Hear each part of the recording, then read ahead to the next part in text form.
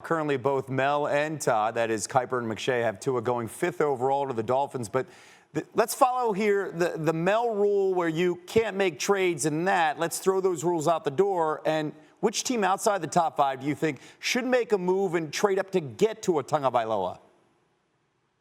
Well, two teams that come to my mind, Kevin, would be the New England Patriots and the Los Angeles Chargers. I'll take the Chargers first. Phillip Rivers is gone. Obviously, you've got Tyrod Taylor. We know that he can play.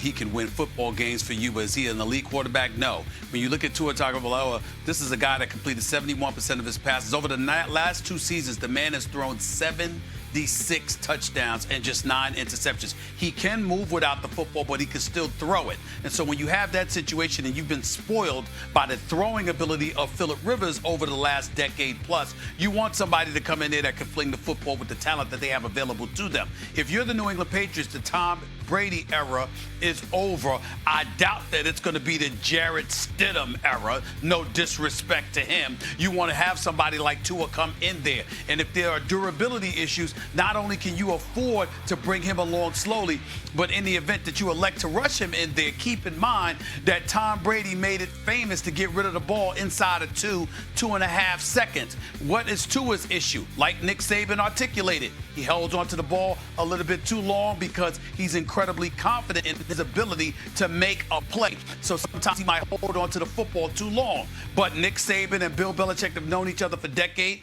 They're close personal friends. They have similar philosophies. And on top of it all, you're talking about Tua playing for a coach in Belichick that will force him to get rid of the ball quicker, will thus ensure his durability being favorable to you as a franchise. I say New England should try to move up to get him. All right, there are a lot of unknowns as we are 10 days away. We expect to see, though, Tua and Joe Burrow as the top 2 quarterbacks off the board in the draft next week. Who do you think will have a better NFL career?